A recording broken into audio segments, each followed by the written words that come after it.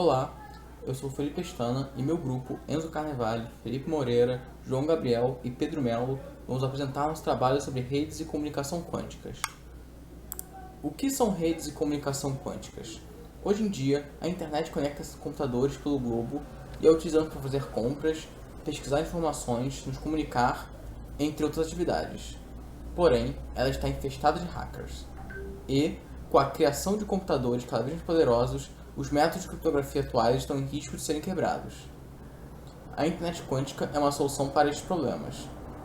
Enquanto hoje em dia a internet funciona distribuindo bits, a internet quântica distribui bits quânticos, ou qubits.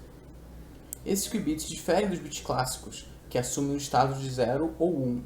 Eles podem estar numa superposição de estados, simultaneamente representando os valores de 0 e 1. Além disso, os qubits podem ser entrelaçados, dando a eles uma forte conexão.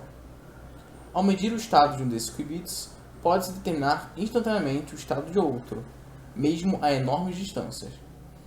Isso permite que seja possível determinar se existe alguém espionando a troca de dados, por exemplo. Portanto, as redes quânticas permitem a comunicação quântica segura entre dois processadores quânticos ou endpoints. Essa comunicação é transmitida em forma de estados de luz quânticos compostos por um ou mais fótons. Esses sinais são frágeis e fáceis de serem corrompidos. E, por causa das propriedades únicas dos qubits, esses sinais não podem ser copiados nem amplificados. Porém, existem algumas operações quânticas para contornar essas vantagens.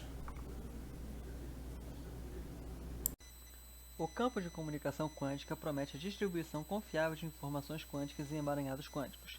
No entanto, a maiores taxas possíveis para essas tarefas são fundamentalmente limitadas pela taxa de distância da transmissão entre os repetidores quânticos.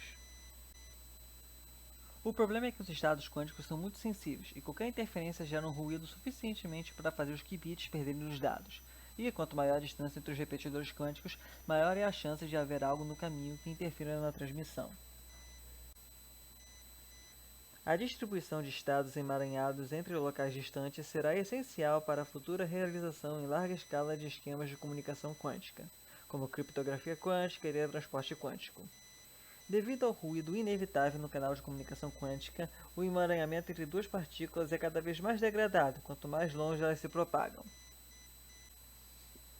A purificação dos emaranhados quânticos consiste em destilar os emaranhados de alta qualidade dos de baixa qualidade, em um ambiente cheio de ruídos, e é um papel fundamental dos repetidores quânticos. Os protocolos de purificação geralmente existem.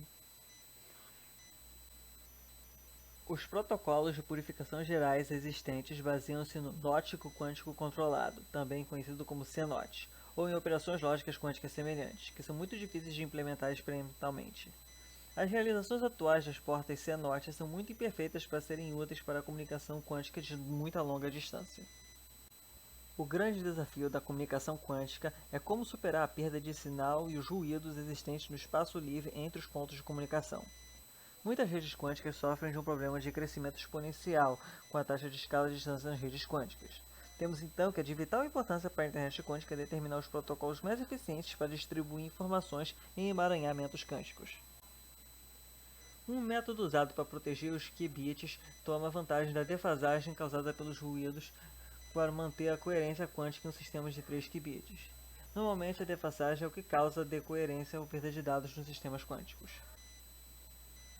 Foi observado que podemos diminuir a energia de um sistema quântico pelo simples ato de observá-lo com frequência. Isso é interessante porque leva ao que o ruído ambiental, que normalmente torna um sistema incoerente, acontece de fortalecer o sistema e torná-lo mais coerente. Agora vamos falar sobre os repetidores. Um repetidor clássico, ele amplifica o sinal para que ele alcance maiores distâncias. Ele consegue realizar broadcasting e também consegue reconstruir o sinal perdido. Já no caso de um repetidor quântico, o sinal ele não pode ser amplificado, já que os qubits não podem ser copiados. Daí surge a necessidade de um novo protocolo de operação, como nós vamos ver aqui no caso de Alice e Bob, nessa rede que nós estamos vendo. Alice quer fazer um teleporte de um qubit para Bob. Então, para que isso seja realizado, nós precisamos primeiro executar os protocolos de Physical Entanglement e Entanglement Control, que geram esses entanglements, esses enlaces entre os qubits dessa rede. qubits esses que podem ser de baixa qualidade, como nós estamos vendo no caso do vermelho. Por isso, o próximo protocolo precisa purificar esses entanglements para que eles possam ser utilizados. A partir disso, nós conseguimos finalmente passar para o Quantum State Propagation, onde vão ser realizados entanglement swaps para aumentar o tamanho do entanglement até que Alice e Bob tenham um entanglement ponta a ponta, capaz de ser utilizado para o teleporte. Teleporte esse que, ao ser realizado, consome o próprio entanglement que foi gerado. Com esse simples exemplo, nós percebemos que os repetidores eles têm como benefício que eles possibilitam a comunicação entre nós finais distantes. Eles também servem como uma abstração para a camada de aplicação apenas se preocupar em utilizar o serviço, além de possibilitar a encriptação end-to-end, mesmo que o repetidor não seja confiável para a troca de chaves de encriptação. Já entre os desafios, nós temos o desenvolvimento e o aperfeiçoamento desses repetidores quânticos, que são complexos. Além de para questões de roteamento, uma nova área surge para o desenvolvimento de switches quânticos para serem usados juntos com esses repetidores. Vamos falar sobre segurança e privacidade na rede. Faremos o comparativo do modelo clássico de criptografia simétrica e o modelo quântico de distribuição de chaves quânticas. Na criptografia simétrica, partimos do seguinte princípio: tudo que é encriptado com a chave pública pode ser decriptado com a chave privada, e vice-versa. Para exemplificar, temos a seguinte situação, onde Ana precisa mandar uma mensagem criptografada para Pedro e possui sua chave pública. Além de Ana e Pedro, existe um hacker capaz de monitorar todos os pacotes desse canal de comunicação e que também possui a chave pública de Pedro, já que essa é disponibilizada publicamente. Para que Ana e Pedro consigam combinar um segredo para a troca de dados sem que o hacker tenha acesso, serão necessários os seguintes passos. Ana escolhe um segredo, carrega a chave pública de Pedro e encripta o segredo com essa chave carregada. Manda então essa mensagem para o canal de comunicação e tanto Pedro quanto o hacker recebem. O hacker não pode fazer nada com essa mensagem, pois ele não possui a chave privada de Pedro para descriptografá-la. Já Pedro, ao receber essa mensagem, carrega sua chave privada, decripta a mensagem com o segredo utilizando a chave carregada e é possível então que Ana e Pedro consigam se comunicar com privacidade. Na quântica de chaves, a troca de segredo ocorre de maneira mais simples. Devido às propriedades de alteração dos bits quânticos na medição, que mencionamos anteriormente, esses bits funcionarão como uma espécie de lacre, identificando se uma mensagem foi violada ou não.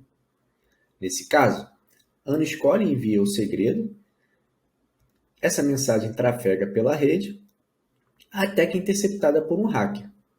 Essa interceptação acaba funcionando como uma forma de medição, e essa medição altera os estados dos bits quânticos, violando essa mensagem. Essa mensagem continua trafegando até que chega em Pedro. Pedro percebe essa violação e pode negociar novamente uma chave com Ana. O caso de sucesso também é bem direto. Ana escolhe e envia o segredo, que é trafegado por essa rede, até que Pedro recebe e detecta que não houve nenhuma violação.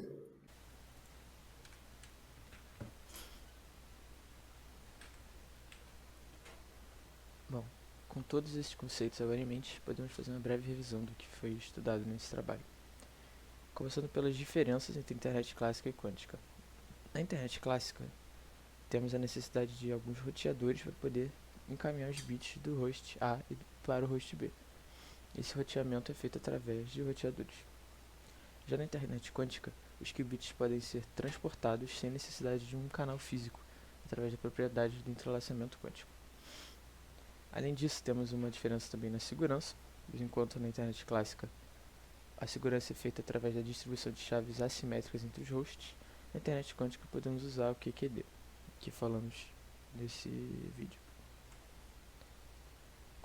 Quanto às semelhanças, na internet quântica é possível aproveitar a estrutura da internet atual, ou seja, podemos manter a complexidade da rede nas pontas, e também podemos continuar utilizando protocolos em camadas para poder facilitar a comunicação entre camadas. Bom, com isso, vem alguns desafios para a criação da internet quântica. Primeiro, como a complexidade está completamente nas pontas, precisamos que nas pontas tenhamos processadores quânticos eficientes e também memórias quânticas para alguns tipos de aplicações. Só que até então não existe nenhuma implementação de memória quântica e os processadores quânticos ainda estão subdesenvolvidos.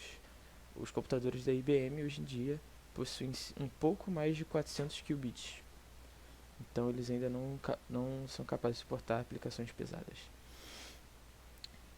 Ainda não existem protocolos eficientes para principalmente o roteamento da internet quântica, e o maior desafio está na geração e manutenção de entangled qubits, porque esses, quando separados um pouco mais de 100 km, eles já perdem o entrelaçamento.